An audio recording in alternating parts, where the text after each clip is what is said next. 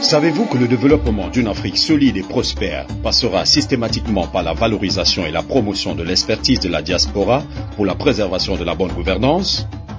Salut, je suis Pablo Giscard Guissamba. Retrouvez-moi tous les lundis entre 17h et 18h heure de Paris pour un entretien exclusif avec un Africain qui se démarque.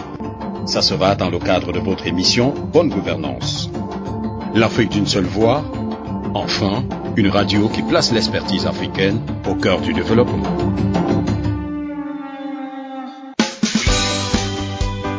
Bonne Gouvernance, l'émission qui place l'expertise africaine au cœur du développement.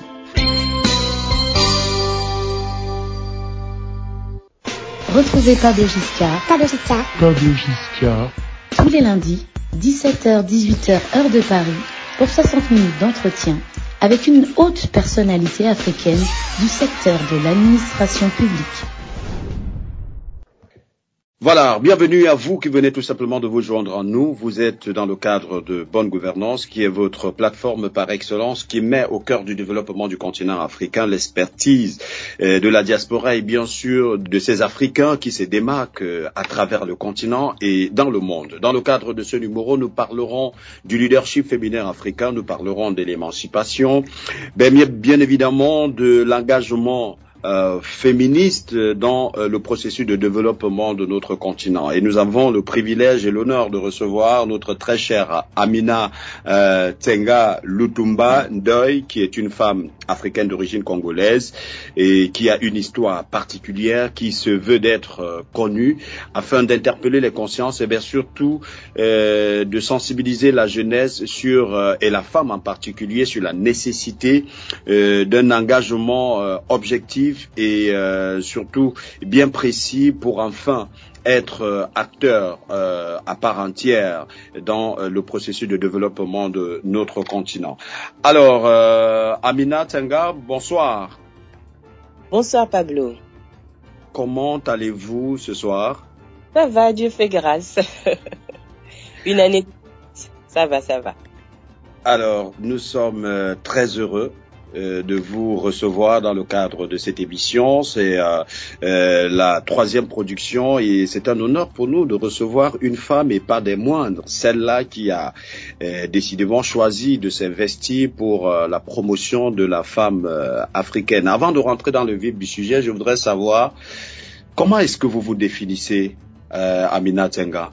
Tout simplement comme étant une femme de pourvoir et non une femme de pouvoir. Et c'est assez philosophique quand même, hein? Une femme de pourvoir et non une femme de pouvoir. Et on comprend là que la petite nuance se retrouve sur le R qui est présent sur le premier pourvoir et absent sur le second pouvoir. Est-ce qu'on peut avoir une compréhension plus explicite, plus facile de cette métaphore?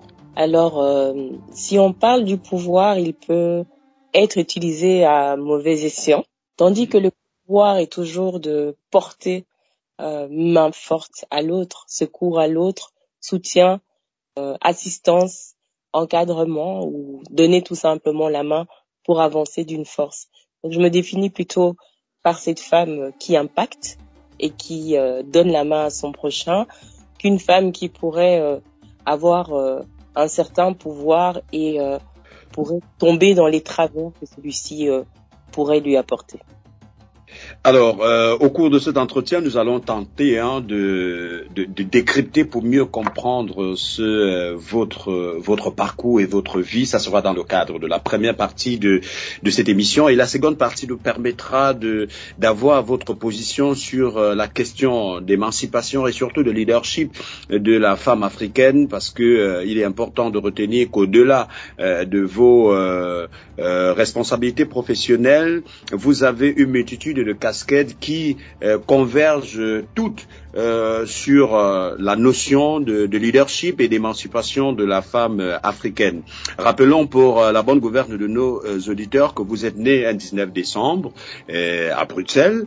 Et puis, et l'histoire nous apprend que bien qu'étant africaine d'origine congolaise, vous avez grandi au sein d'une famille d'accueil belgo-italienne Mais est-ce que vous pouvez nous raconter un tout petit peu la profondeur de cette partie de votre vie? Comment on peut être né à Bruxelles et être d'origine congolaise et puis grandi dans une famille belgo-italienne? Alors oui, effectivement, je suis née à Bruxelles d'un père et d'une mère de congolais, d'origine congolaise. Étudiants, un couple d'étudiants qui, pour des raisons qui leur appartiennent, se sont séparés. Ma maman, à l'époque, avait fait le choix de me mettre dans une famille d'accueil parce qu'elle pensait que c'était la meilleure solution pour pouvoir être quelque part sans avoir un enfant dans la difficulté pendant la semaine, pour qu'elle puisse vaquer à ses occupations qui étaient les études à l'époque. Sauf que, en attendant, de l'autre côté, la famille belgo-italienne s'attendait à adopter un enfant.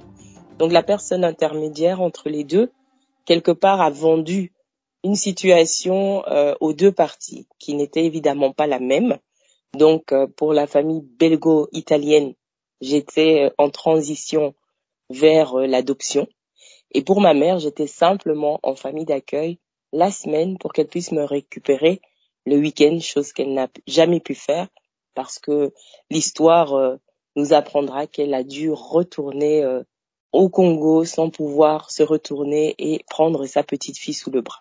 Alors, et du coup, avec un peu de recul aujourd'hui, quelle analyse fais-tu de cette situation? On va pas rentrer dans le jugement des choix, des décisions de cette époque et qui pouvaient, et qui peuvent d'ailleurs se justifier. Avec un peu de recul aujourd'hui, quel regard tu portes sur cette décision, à la fois de ton père, parce que sa responsabilité n'est pas évoquée ici, mais ta mère qui a été confrontée à cette réalité et qui l'a finalement éloignée de sa petite fille.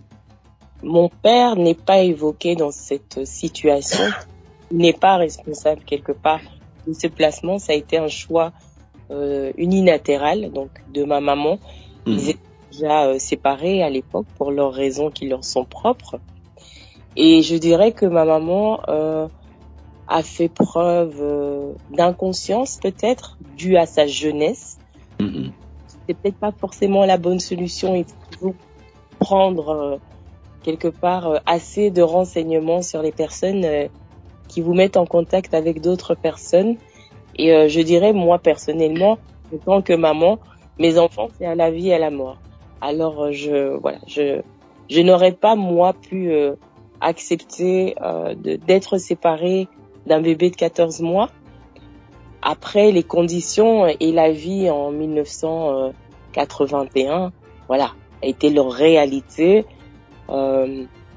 Quelque part, je ne peux pas dire que je leur en veux aujourd'hui parce que c'est ça qui m'a construite. C'est ça qui fait que je suis celle que je suis aujourd'hui. Mais je pense que, prendre du recul, faire les choses avec sagesse est beaucoup plus important. Mais voilà, c'est une histoire. Tout le monde en a souffert et je peux le dire pendant plus de 40 ans, puisque j'ai rencontré ma mère seulement l'année passée, en 2021, pour mon premier passage en RDC. Donc elle a attendu 40 ans avant de serrer le petit bébé qu'elle a laissé en Europe à 14 mois. Ah ouais, elle est assez profonde l'histoire. J'espère qu'on parlera un peu de cette rencontre dont il y a un an à Kinshasa. Mais je voudrais savoir, tu passes quand même, on va dire, plus d'une dizaine d'années avec cette famille belgo-italienne et que tu définis comme étant violente. Et alors, entre 14 mois et 12 ans, quelles sont des violences quelles sont des scènes de violence que tu peux partager, des souvenirs de cette violence que tu peux partager avec nous aujourd'hui, Amina? Alors, c'est une famille, finalement, c'est un couple violent où l'homme bat sa femme, tout simplement. Et ce qui demande à la maman qui crie à ses enfants, moi qui, africaine, était quand même assez rapide, très jeune, elle me demandait de courir chez le médecin, de courir à gauche et à droite pour aller chercher du secours parce que les violences étaient jusqu'à la traîner par les pieds. Donc j'ai vu des scènes qui marquent. Après, je n'ai pas été on m'a pas laissé en reste. J'ai été aussi également frappée, battue par cette même femme et également par son époux, parce que quelque part, ce climat de violence, à un moment donné, vous le déchargez sur un enfant. Et en ce qui concerne cette femme en question, je suis pas son enfant, donc quelque part, voilà, c'est plus facile de lever la main et de pas se poser de questions et d'être dur quand c'est l'enfant d'un autre et que la personne ne peut pas venir réclamer ou se lever et vous dire ne touche pas mon enfant en fait. Donc voilà, c'est une personne qui a elle-même dans son passé, dans son enfance, été aussi victime de violence. Donc quelque part, c'est un schéma qui s'est reproduit dans sa vie. C'est quelque chose que j'ai compris en grandissant. C'est quelque chose qui a marqué ma vie, qui a marqué mon enfance, mon adolescence, ma vie de jeune femme, parce que quelque part j'ai reproduit ce schéma dans ma vie. J'ai connu des hommes violents et il a fallu à un moment donné se remettre en question, faire l'anamnèse de sa vie, se dire qu'il faut peut-être changer de façon de fonctionner pour arrêter d'être confronté constamment à la violence de l'homme quelque part. Et à 12 ans, donc, vous êtes placé en institution pour vivre en autonomie supervisée. Et dès l'âge de 14 ans, finalement, c'est quoi pour faciliter la compréhension des publics qui nous reçoivent sur le continent? C'est quoi le schéma de vie d'un enfant placé en institution ou alors en autonomie supervisée? À 14 ans, en plus. À partir du moment, en tout cas en Belgique, et je pense que dans beaucoup de pays d'Europe où vous n'êtes pas en situation régulière, je parle administrativement, bien sûr, pas d'autorité parentale, étant mineur, vous êtes remis à la justice. Qui dit justice dit pensionnat, dit centre pour jeunes, fermé, ouvert, peu importe. Et donc j'étais là où il y avait de la place à ce moment-là pour une jeune fille de 13 ans à l'époque. Et donc je me retrouve dans un centre de jeunes filles assez violentes où il y a des crises, des éruptions de sang, des bagarres, parce que j'ai pratiqué très tôt les arts martiaux et je pense que la colère de l'abandon qui est en moi m'a donné une certaine force. Et donc là je me retrouve avec des filles qui veulent me taper parce que j'ai un peu le profil bon chic, bon genre, la petite bourgeoise qui descend finalement dans les bas-fonds de la société, puisque je tiens à le dire, j'ai été dans une famille d'accueil assez aisée, on manquait de rien du tout. Et jusqu'à aujourd'hui, en tout cas pour ceux avec qui on est en contact, pour lesquels j'ai beaucoup d'affection, pas pour tous, mais en tout cas ceux pour lesquels j'ai beaucoup d'affection le savent. Et donc voilà, donc j'arrive quelque part dans une société où je me rends compte qu'il y a des personnes et des enfants, des jeunes femmes qui souffrent, qui sont extrêmement violentes. Quand je parle de violence, c'est des filles qui peuvent vous casser la tête sur un capot, qui peuvent vous taper avec tout et n'importe quoi. Et donc je dois apprendre à me défendre dans ce monde, être confrontée à la diversité, parce que j'ai grandi autour des Belges, des Blancs, vraiment. Et là, je me retrouve avec des Turcs, des Africaines, des Marocaines. Et c'est nouveau pour moi. Donc, on va apprendre à vivre dans la diversité, dans la réalité qui n'était pas la mienne. Et voilà, encore une fois, face à l'adversité, je fais mes classes et je m'arme de mes outils, j'exploite mes talents de sportive et puis je peux me sortir de pas mal de situations face à la violence physique entre filles. Et par la suite, je suis emmenée à y voir et puis on fait le choix de me mettre en autonomie. Ça veut dire que c'est un appartement supervisé par des éducateurs, des assistants sociaux. Et là, je vis avec 2 autres filles qui ont 15 et 16 ans, donc je suis la plus jeune. À ce moment-là, j'ai 14 ans. Amina, est-ce qu'on peut dire que, au regard de ce qui précède, que tu t'es auto-éduqué? Parce que à 14 ans, quand même, vivre cette autonomie, on comprend clairement à travers vos explications que vous avez été un enfant seul depuis votre naissance, à la limite. Oui, hein, c'est de l'auto-éducation. Tout à fait, c'est de l'auto-éducation parce que vous n'avez pas de repères. Vous vivez avec une culture qui n'est pas la vôtre. Et vous ne savez pas, quelque part, vous identifier clairement à un groupe, à une communauté, parce que vous ne connaissez pas votre histoire, en fait.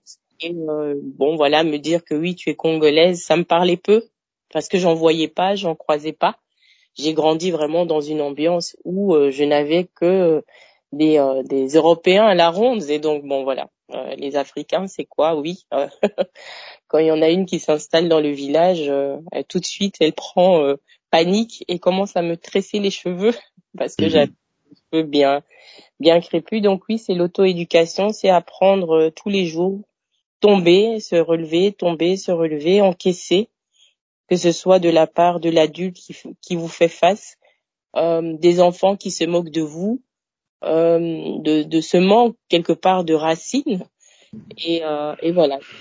Je dois grandir pour avoir cette liberté de vivre à un moment donné la vie que je veux avoir. Alors, à 14 ans, on sait qu'on est, c'est l'âge dédié pour la jeune fille de s'auto-évaluer, de rentrer dans sa féminité, dans la précocité de son émancipation. Et parfois, c'est l'âge, c'est la période de la vie où la jeune fille a beaucoup plus besoin d'un modèle féminin pour se donner une orientation de femme. À cette période, vous n'avez personne. Et quelles sont les questions qui vous passent par la tête? Tout. Alors oui, à cette période, je n'ai personne. Je m'identifie à peu de personnes. Je fonctionne et je regarde comment les autres fonctionnent. En fait, je m'invente une vie. Je fais connaissance avec des amis, hein, parce qu'après, bon, je suis à Namur, en internat à Saint-Berthouin. Puis, quand je suis en autonomie, finalement, je deviens un élève externe.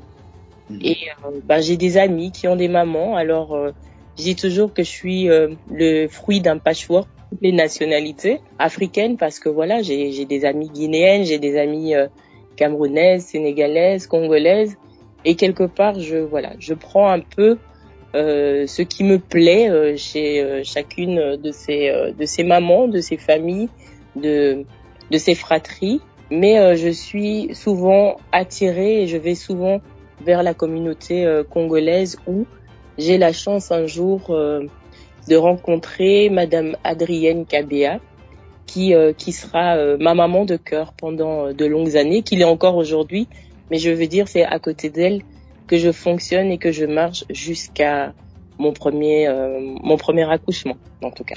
Voilà. Alors, et à ce moment, est-ce que tu te poses des questions quand même sur tes parents biologiques? Est-ce que tu te demandes, est-ce que tu as une idée de ta maman, à quoi elle ressemble, où elle se trouve? Est-ce que tu te demandes, qu'est-ce qu'elle se dit lorsque je me retrouve dans cette situation? Quelle est, à cette période précise, quel est ton regard sur tes parents biologiques? Bonne gouvernance, l'émission qui place l'expertise africaine au cœur du développement. Alors, un grand point d'interrogation pour mon papa, pour lequel il y a absolument aucune information, si ce n'est que son nom. En ce qui concerne ma maman, elle laisse une photo, elle écrit, elle envoie des photos et donc à l'âge, je sais plus à quel âge, en tout cas, on me donne une photo et donc j'ai cette photo que j'ai toujours d'ailleurs dans ma Bible, la photo de ma maman où je peux matérialiser qui m'a mise au monde, avec quelques lettres qu'elle a écrites à son retour du Congo pour, à l'époque, demander de pouvoir faire suivre ce que j'ai derrière moi pour qu'elle puisse être accueillie et vivre avec moi en Europe, parce qu'elle vit une situation difficile en Afrique et elle pense que envoyer ses autres enfants est une situation. À ce moment-là, la seule chose que j'ai, c'est c'est la colère, c'est la haine de cette femme qui est très belle, mais pour lequel je n'ai aucun sentiment, si ce n'est que la haine. Alors on dit, s'il y a de la haine, c'est qu'il y a quelque part de l'amour. Il y a vraiment, il y a ce partage, il y a cette difficulté de savoir se positionner, mais il y a cette envie de connaître et de se dire mais pourquoi, qu'elle explique et comment tu fais pour vivre sans moi, parce que moi, ma vie est compliquée, parce que je fais que me tromper en fait. Et je trouve pas quelque part une boussole qui me dit c'est le centre et va tout droit. Donc voilà, c'est un peu la complication que j'ai. Donc grandir sans père pour une femme, pour une fille, pour une jeune fille, c'est très compliqué parce qu'un papa met ce cadre, met ce stop. Un papa fait peur. Un papa, on veut pas le décevoir. Le papa, c'est quelque part le premier mari. Et quand j'ai le premier mari, mais c'est l'homme sur lequel la fille se dit je veux un mari comme mon papa. En général, c'est ce qu'on dit. Et donc moi, j'ai jamais eu quelqu'un où je me dis je veux un mari qui va ressembler à mon papa, parce que de papa, j'en avais pas. J'avais certes ce qui m'a servi de figure paternelle dans ma famille d'accueil, pour lequel, encore une fois, je dis merci, parce que au-delà des coups, c'était juste la façon de fonctionner. Quand on grandit, on comprend le cheminement et le fonctionnement des uns et des autres. Mais c'est quelqu'un qui m'a donné de l'amour comme il a pu, qui a essayé de s'occuper d'une jeune femme comme il a pu. Parce qu'il faut savoir que quand ils divorcent tous les deux, leur fille, parce que derrière moi, ils m'ont prise parce qu'ils pensaient qu'ils n'auraient pas d'enfant. Et puis, une année après mon arrivée, elle tombe enceinte et elle met au monde. Et donc, c'est là que vient quelque part on fait vivre une rivalité entre les deux enfants. Je parle pas du monsieur, mais de la dame. Et donc, tout est toujours pour sa fille biologique. Et puis moi, je suis celle qui servait de pansement tant qu'il y avait une blessure. Et maintenant que la blessure est bien refermée, on va pas parler de cicatriser, qu'elle est inexistante. Mais voilà, tout est pour Amina. Donc quand il décide de se séparer, mais sa fille décide moi je vais vivre chez maman. Et puis moi je dis du coup moi je vais vivre chez papa. Parce que j'ai déjà ce truc de voilà, on fait pas mal ni à l'un ni à l'autre, mais s'il y en a un qui en a une, moi je vais aller chez l'autre avec lui. Et quelqu'un qui a difficile de s'exprimer déjà avec une femme, alors vous pensez qu'avec une adolescente qui fait connaissance avec les Africains, qui a envie de sortir, qui a une taille plus grande que ses 14 ans, qui plaît aux jeunes hommes qui sont 3 ans, 4 ans plus âgés qu'elle, ça devient un peu compliqué. S'identifier, ce n'est pas certes le fait de vouloir avoir des relations avec des garçons, mais c'est juste rester enfermée dans une famille africaine où je découvre que le matin, une maman fait à manger, mais elle fait pas à manger, elle fait pas 4 morceaux de poulet parce qu'ils sont 4 dans la famille. Elle met un morceau dans le four, elle fait des légumes pour tout un village, et je trouve ça en fait. Et pour moi, c'est incompréhensible parce que chez nous, tu viens à 18h, tu frappes à la porte, on te dit reviens après parce qu'on est en train de manger. Donc, tu arrives à n'importe quelle heure et on te dit assieds-toi. Et moi, c'est waouh, ils sont riches, les Africains, on dit qu'ils sont pauvres, mais ils donnent à manger. C'est juste magnifique. Et donc, j'étais je voulais toujours partir parce que je découvrais cette bonté africaine, ce truc où quelque part, même si vous n'avez pas beaucoup, vous partagez en fait. Et j'ai appris ce partage et j'ai commencé à revenir à mes racines naturellement. Et ça a créé un sacré conflit d'intérêts avec ce qu'on m'avait inculqué très petite. Donc un peu blanche dans la tête, on va dire, mais qui tend à vouloir connaître ce côté africain et qui gratte et qui gratte et qui gratte. Et donc évidemment ça crée des problèmes et dans ce cas-là, quand on n'a pas d'identification paternelle, on va vers les garçons. Et les garçons vous apportent pas cet âge-là ce que vous attendez quelque part. C'est un conseiller, c'est un papa, c'est un amoureux, c'est un amant. Et je ne trouve jamais ça parce que forcément c'est pas cet âge-là que vous allez trouver une personne qui vous rend ça de l'autre côté. Et donc je fais beaucoup d'erreurs dans le choix de mes compagnons. Et voilà, j'ai la vie que j'ai. J'apprends. J'ai appris aujourd'hui évidemment, mais voilà, j'ai dû tomber pas mal de fois de mon vélo pour pouvoir me dire qu'aujourd'hui je roule en tout équilibre. Alors du coup, à 17 ans, tu es maman. Parle-nous un tout petit peu de cette nouvelle page de l'aventure. Alors 17 ans, être maman, on me dit c'est 16 ans être enceinte à l'école. Mais pourtant moi c'était une joie parce que j'allais enfin avoir quelqu'un qui me ressemble, quelqu'un qui est à moi. Et encore une fois pour comprendre à quel point quand on ne connaît pas son histoire, sa culture, j'accouche et comme toutes les femmes africaines, comme beaucoup de femmes, on va dire, on va pas faire une généralité, le bébé naît blanc en fait. Et moi je sais pas que les enfants africains, en tout cas les bébés sont très clairs au départ et je pas mon bébé, moi je dois avoir un bébé noir, je suis noire. Et donc ça fait rire tout le monde parce que je dis que la pigmentation va venir après, donc ça c'est mon premier choc parce que j'ai un bébé qui et je dis mais non, il est comme du Dash, ce bébé c'est pas à moi, il peut pas sortir de mon ventre, mon bébé doit être absolument noir en fait. Et donc après on m'explique, on me montre le bout de fond de ses doigts, au niveau des ongles, on me montre ses oreilles qui sont plus foncées. Petit à petit j'accepte en fait que ce soit mon bébé et il est pas triste, c'est mon premier guerrier, il est très beau aussi et voilà, c'est mon compagnon de route avec qui on a fait beaucoup de guerres. J'ai perdu pas mal de batailles en tant que mère, mais aujourd'hui c'est le succès de mon règne, en tout cas avec lui. Donc voilà, c'est un peu une anecdote. Et oui, je deviens maman, je suis très jeune, j'ai 17 ans, c'est l'âge où on va en boîte.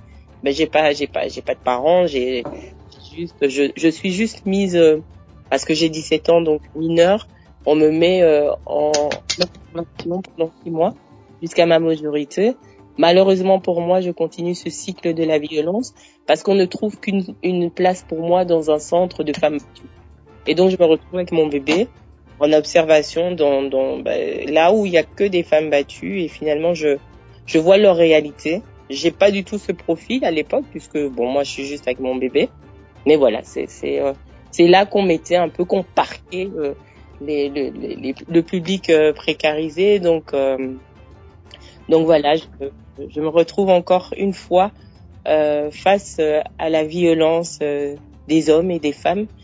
Et là j'ai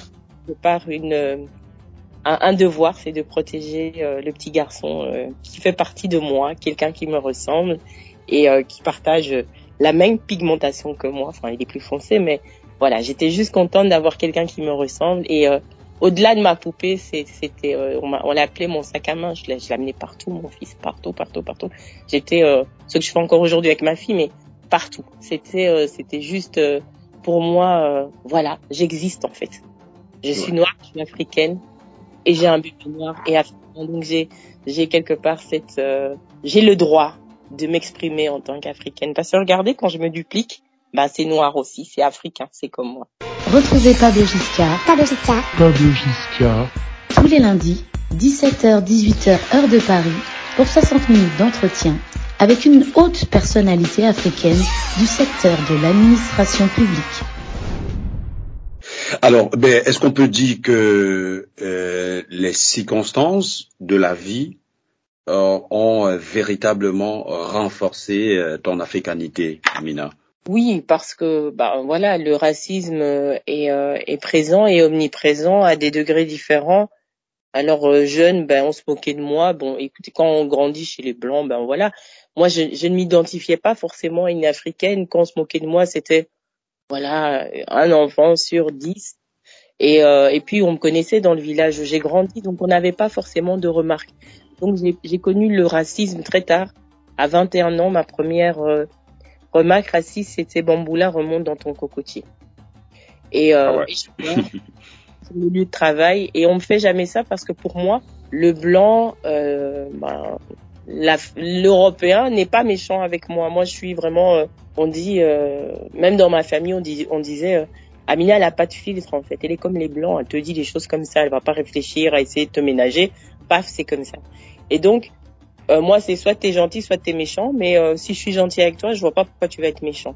Et donc, ma première confrontation avec le racisme est très difficile. Et puis, je quitte quelque part la province pour arriver sur Bruxelles. Et c'est à Bruxelles forcément que je suis face à cette diversité, à ce racisme. Et oui, c'est un choc. Et c'est là que je me dis, finalement, je dois encore me battre parce qu'il y a encore autre chose qui me tombe dessus, encore une autre réalité que je dois découvrir et avec laquelle je dois fonctionner. Donc oui, c'est un peu, oui, ça devient un peu compliqué. Et donc quelque part, chaque situation qui se pose à moi, dont j'ai aucune connaissance, parce que j'apprends en fait constamment en fonction des situations qui arrivent. Et je dois, il n'y a pas de livre, il n'y a pas de repère, il n'y a pas un mentor devant moi. Et voilà. Et je fais comme je peux avec mes armes qui sont pas solides au départ et qui se renforcent quelque part avec le temps, avec les années et avec la rage quelque part d'être tranquille, en paix dans sa vie et avoir cette légitimité d'exister quelque part, d'être une femme noire, africaine, qui a des courbes peut-être opulentes, qui est sportive, parce qu'à l'époque je suis très sportive, je cours, je fais du judo, j'ai fait du karaté, de l'athlétisme, j'ai fait pas mal de choses. À cette époque j'ai encore même des tablettes de chocolat, mais je suis un peu l'athlète un peu sec comme ça. Puis voilà, c'est et donc quelque part ce degré de violence qu'il y a avec moi, c'est des réactions très vite. Voilà, qu'est-ce que tu veux? Et donc voilà, j'ai un peu ce tempérament de feu. Je pars au quart de tour, je n'accepte pas la violence et des fois rien qu'avec une façon de répondre, une façon de regarder quelque part, je pense que moi-même j'attire la violence parce que j'ai des comportements de protection quand il y a pas forcément une menace autour de moi. Mais voilà. Et aujourd'hui, peut-être pour terminer avec cette première partie de notre entretien, je voudrais savoir si il vous était donné, de toutes les façons, personne ne souhaiterait se retrouver dans cette situation de vie où on est sans repère, sans identité. Quelquefois, on se dit, on n'existe pratiquement pas, si ce n'est l'architecture physique qui est là. En fait, si vous était donné l'occasion de revivre cette partie de votre histoire, comment la voudriez-vous? Quels sont des aspects prioritaires qui devraient être améliorés et de quelle manière? Si je devais revivre ma vie, je souhaiterais tout simplement d'être avec les miens. Mais après, je dirais que ça c'est affectivement parlant. Mais je ne changerai rien de mon histoire parce qu'elle fait celle que je suis. Et si je n'étais pas passée par toutes ces étapes, je ne pourrais pas développer les initiatives que je fais aujourd'hui parce que j'ai de l'empathie pour l'enfant, j'ai de l'empathie pour la femme battue, j'ai de l'empathie pour des personnes qui vivent avec handicap. Et moi, je vivais avec un handicap, même si c'est pas un handicap physique. Il y avait la barrière de la langue. Il y avait beaucoup de choses qui étaient contre moi. Et donc, voilà, je pense que si je n'avais pas vécu toutes ces étapes, je ne serais pas celle que je suis aujourd'hui et je ne pourrais pas porter ce que je porte aujourd'hui. Donc non, je changerai pas le cours des choses pour rien au monde parce que je perdrais mon identité et mon humanité. Vous écoutez l'Afrique d'une seule voix. L'Afrique d'une seule voix.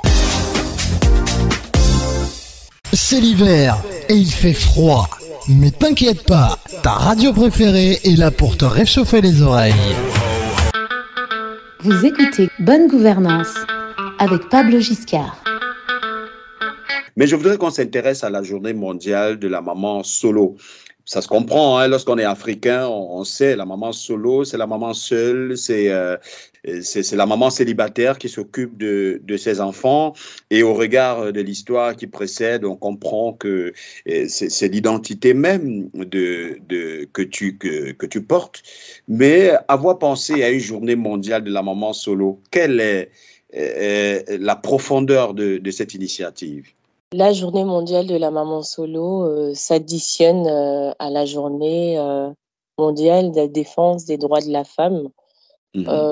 Pourrait s'associer à la fête des mères également parce que c'est tourné vers la femme. Mais pourquoi la journée mondiale de la maman solo spécifiquement? C'est qu'il y a un décalage entre la réalité et ce que les États mettent place pour ce public cible bien spécifique. Alors, parce que ces femmes, finalement, sont mises de côté par les dictats de la société, il faut les relever d'une manière ou d'une autre. Il faut arriver à faire en sorte qu'elles soient fortes. Parce qu'en leur sein, dans le sein de leur cellule familiale, il y a ces enfants qui seront les leaders de demain. Et si une maman n'est pas équilibrée, elle ne peut pas faire grandir sa patrie.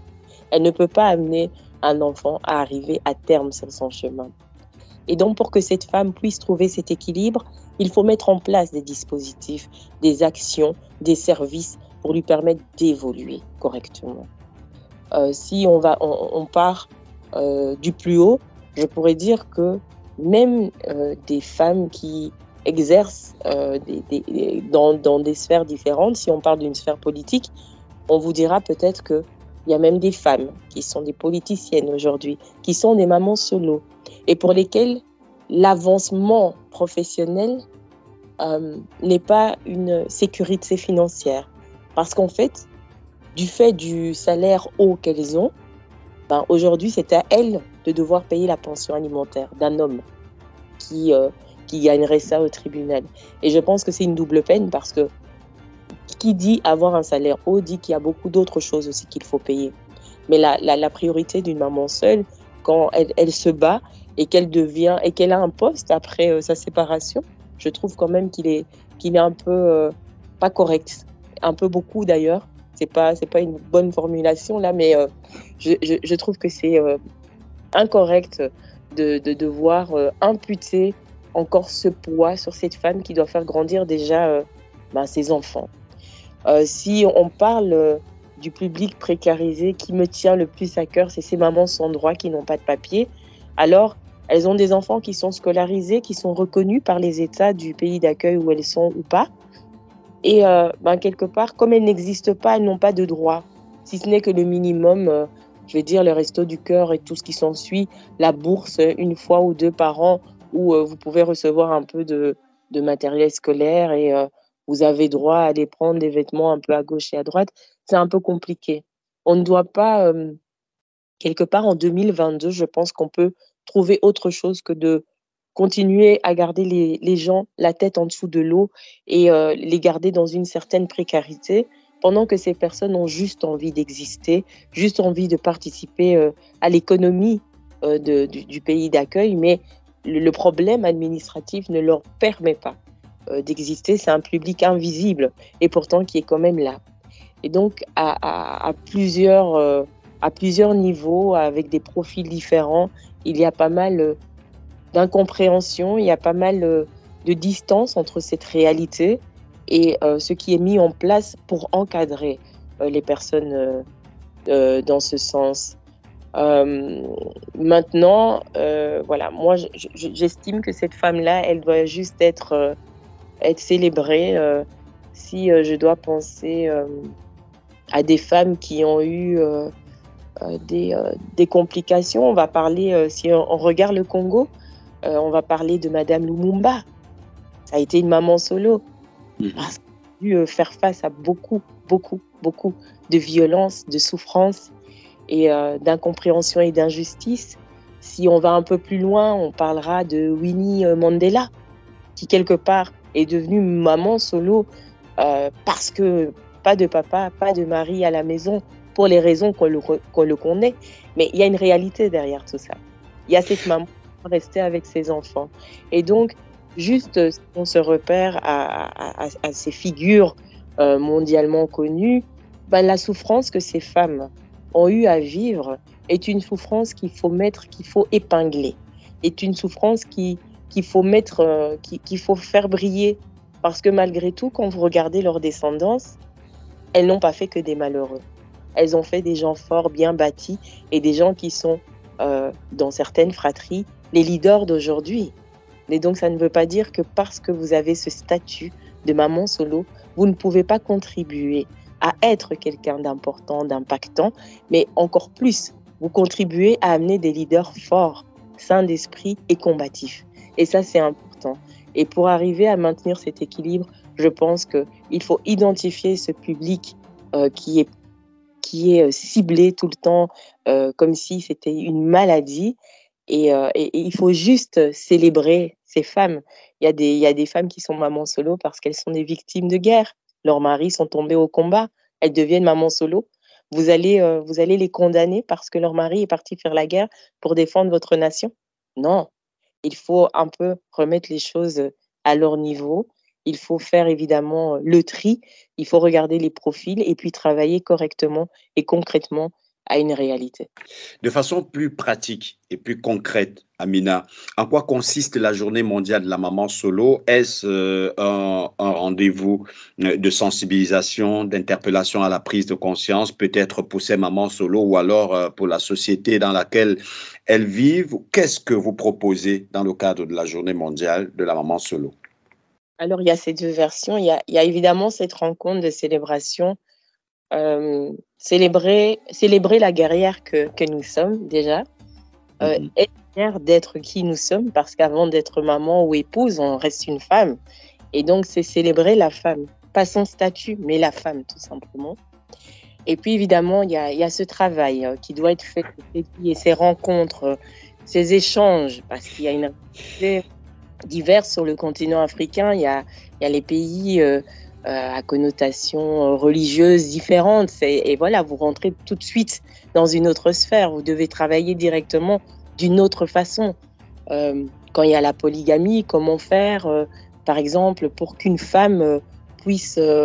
une femme qui n'est pas regardée par son mari, on parle de la première femme ou peu importe, qui n'est plus regardée par son mari, pour lequel il n'a plus d'intérêt, mais une femme que le mari ne laisse pas partir.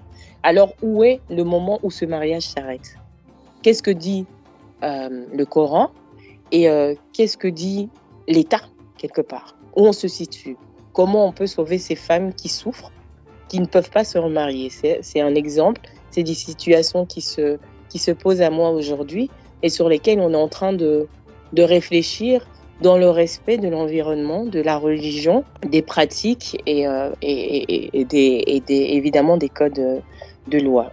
Alors voilà, c'est un peu ce moment où on avance dans l'écriture de ce plaidoyer, où on confronte des personnes qui sont puissantes, des personnes qui sont impactantes et pour lesquelles évidemment on demande de remettre les compteurs à zéro, de créer une ligne de conduite équitable où le moins de personnes seraient laissées au bord du chemin parce qu'on sait que quelque part, on ne pourra jamais faire en sorte que tout aille bien, mais en tout cas, on peut déjà travailler à apporter des conditions favorables pour sauver une femme, 2 femmes, 3 femmes, 1 million, 10 millions, le plus possible, qui seraient dans des situations très compliquées avec une perte d'enfants parce qu'il faut les laisser dans la famille du monsieur ou allez, voilà, il y a plein de situations, on ne va pas les évoquer là tout de suite parce qu'on est parti pour longtemps et quand je commence, je ne m'arrête pas. Mais voilà. Alors, je voudrais savoir, dans la même lancée, vous êtes président d'un réseau de leadership d'excellence au féminin africain. Aujourd'hui, quel regard portez-vous sur le leadership féminin africain en 2022? En 2022, le leadership féminin africain est juste magnifique et incroyable. J'ai la chance et la grâce de croiser sur mon chemin des femmes de différents pays où pourtant je n'ai pas mis les pieds, mais voilà, je vois des femmes leaders. Une femme leader, pour moi, n'est pas forcément celle qu'on voit, qu'on connaît, dont le nom est affiché partout. Il y a toutes ces femmes qui font de grandes choses et qui ne sont pas mises en lumière, d'où je prône la valorisation de la femme africaine, la femme en général, mais la femme africaine plus particulièrement parce que je suis une femme africaine. Il est temps d'arrêter de se dire que la femme africaine a droit à des mini-crédits, des mini-projets. La femme africaine est excellente, sait faire des grandes choses et donc il faut continuer à valoriser cet esprit de grandeur. Et ma vision par rapport à ce leadership, c'est que j'ai compris très tôt, par mon histoire évidemment, le fait d'être le patchwork de différentes mamans, de mains d'hommes qui ont passé enfin de référence masculine plutôt, parce que si je dis homme, ça peut porter à confusion, mais de références qui sont passées dans ma vie, qui ont été des signaux, des personnes qui m'ont conseillé, qui m'ont fait avancer. Et je pense que c'est avec cette diversité que j'ai pu grandir et que j'ai pu m'ouvrir. Et c'est ça que la vision de mon leadership d'excellence au féminin africain a comme conduite, en fait, a comme leitmotiv. C'est d'avoir le renforcement de capacité, mais par le savoir-faire et le savoir-être made in Africa, de tout le continent africain.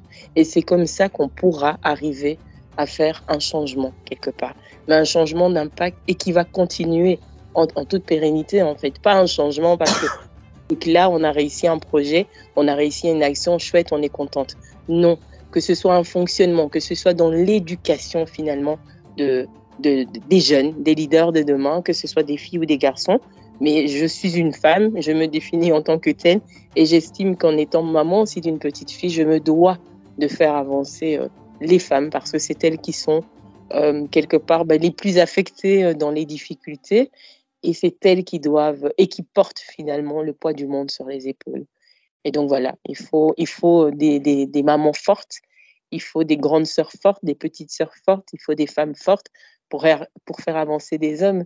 Et donc, pour moi, c'est le renforcement de capacité, vraiment fortifier la femme dans tout son ensemble au niveau de l'intelligence, de la vision, du savoir-être, du savoir-faire et du cœur, quelque part. Ouvrir ce cœur à l'autre, ne pas être bloqué parce que on ne connaît pas une religion ou on ne connaît pas certains rites. Alors, on se dit, on arrête. Non. Il faut aller découvrir l'autre pour pouvoir grandir. Vous écoutez Bonne Gouvernance avec Pablo Giscard. Quel est votre commentaire sur le contraste qui existe par rapport à la notion de leadership entre la femme africaine d'Afrique et la femme africaine de la diaspora européenne ou occidentale? Mais il n'y en a pas, en fait. Je fais allusion à la perception de la notion de leadership ou d'émancipation. Oui, les termes, en fait, on va commencer par les termes, justement. Le poids des mots est très important. La compréhension de l'un n'est pas la compréhension de l'autre.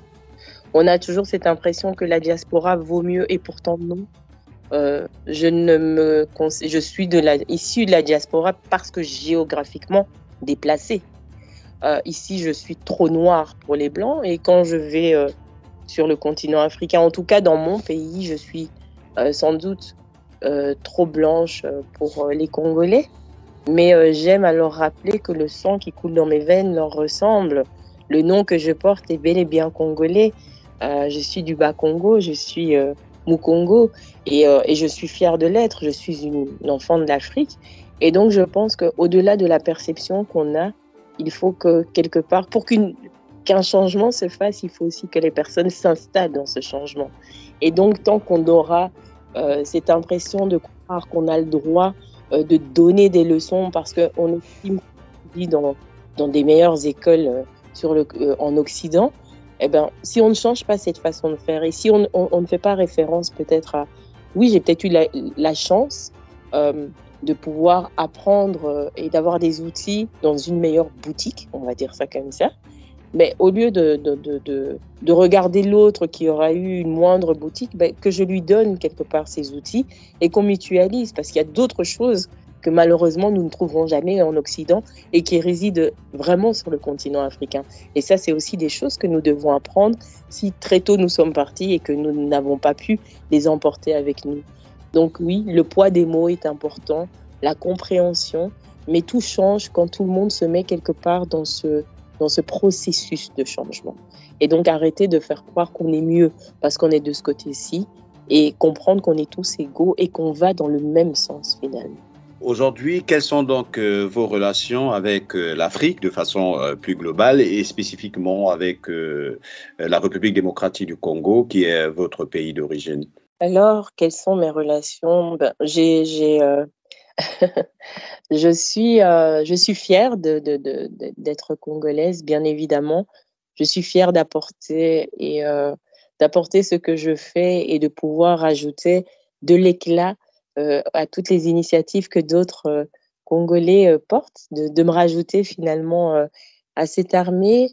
Au-delà de ça, je me définis comme une femme africaine parce que je suis amoureuse du Sénégal, je suis amoureuse de Dakar et plus particulièrement de Rufisque, où voilà, je pense que j'élirai domicile, donc je ne vais pas forcément aller habiter au Congo parce que je suis congolaise, mais j'ai le cœur d'aller vers le Sénégal. Donc, je pense qu'on se trouve bien. Quand on est africain, on peut se trouver bien partout où on va. C'est la chaleur que vous avez sur place qui détermine finalement là où vous avez envie de vous asseoir.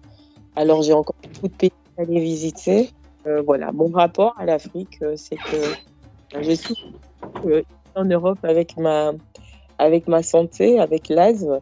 Et donc, j'ai juste envie de repartir. J'ai besoin de soleil, j'ai besoin de sentir le contact de la chaleur, du sable et de voir la vie plus simplement avec des personnes qui, même si elles souffrent, gardent le sourire et sont quelque part, il y a cet éclat par le soleil qui fait que des fois on peut oublier cette misère. Ici, par contre, quand on rencontre des personnes, vous savez, on va parler tout simplement des sans-abri, mais il y a la pluie, il fait noir, tout est gris et tout reste.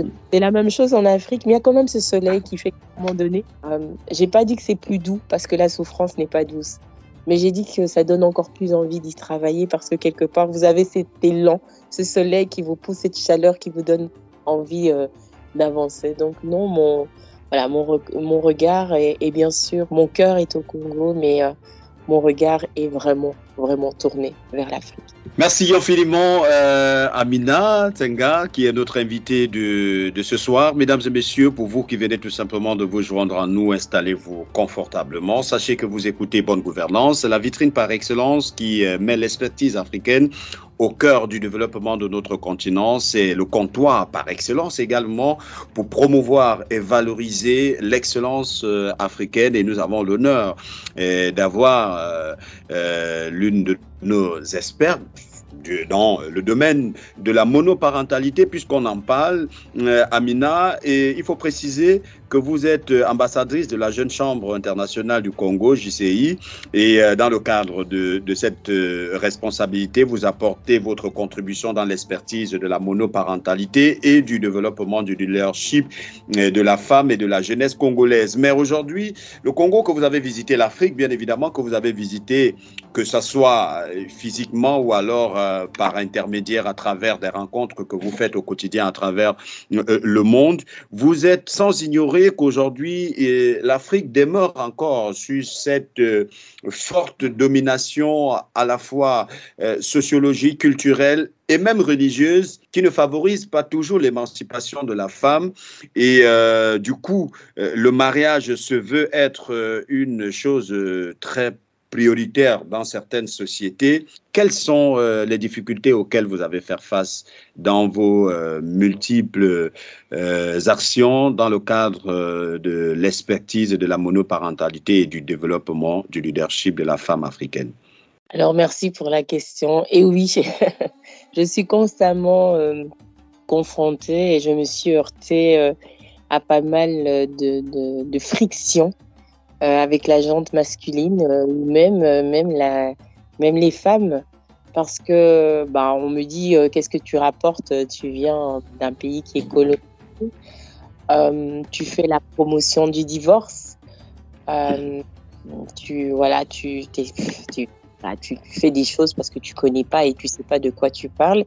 Et puis moi je suis quelqu'un qui accepte, je laisse l'espace à la contradiction, je laisse l'espace quelque part aux personnes qui n'iraient pas du tout, qui sont pas d'accord avec moi tout simplement, et je leur fais comprendre qu'en fait la monoparentalité, on commence, si je dois m'exprimer au Congo, on va commencer par les guerres. On va expliquer que la monoparentalité est issue de plusieurs situations, et donc on ne peut quelque part pas condamner les personnes qui se trouvent dans cette situation, et que la promotion et le renforcement des capacités de cette femme en particulier l'amène à devenir plus forte et pour faire des choix par la suite, Parce que être chef de famille monoparentale ne veut pas dire que on va rester maman solo toute sa vie. Il n'est pas dit qu'Amina, qui est encore aujourd'hui maman de 4 enfants, avec 4 papas différents, pas mariée, ne va pas se marier demain. J'aspire au mariage, bien sûr,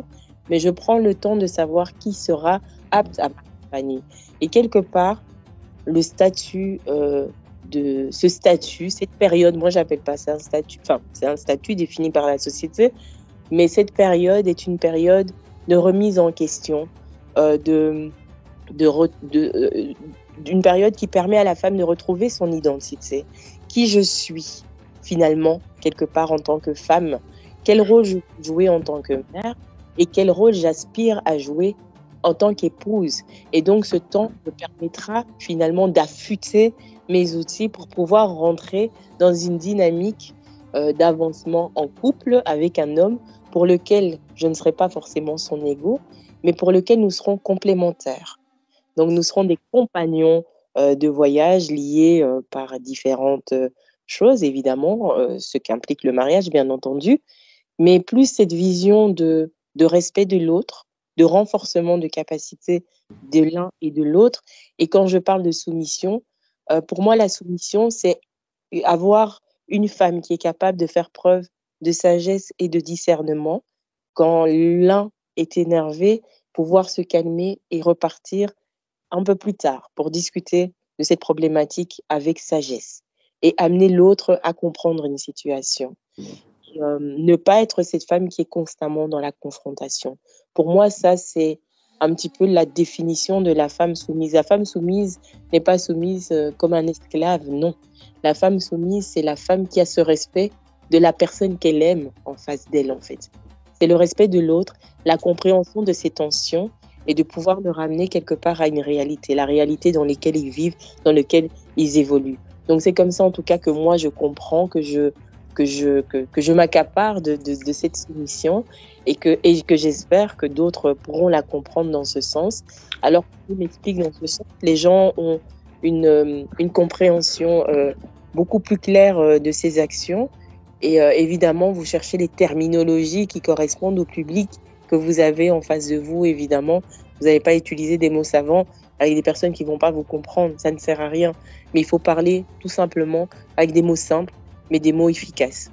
Merci d'avoir accepté l'invitation de Bonne Gouvernance et surtout d'avoir accepté de partager votre histoire à cœur ouvert avec nous pour interpeller la femme africaine, la jeune fille africaine, mais surtout de réussite. Mesdames et messieurs, point final pour ce numéro de Bonne Gouvernance. Merci à vous. Au plaisir, on se retrouvera lundi prochain lorsqu'il sera 17h pour un autre numéro. Mais retenez que ce format et cette émission vous sera rediffusée samedi lorsqu'il sera 11h et dimanche également à la même heure. Vous pouvez la retrouver en podcast sur notre site internet et via toutes les plateformes de communication de l'Afrique d'une seule voix, Facebook, Twitter, Instagram et bien évidemment sur la page Facebook de Bonne Gouvernance. Bonsoir, Ouagadougou, c'est au Burkina Faso.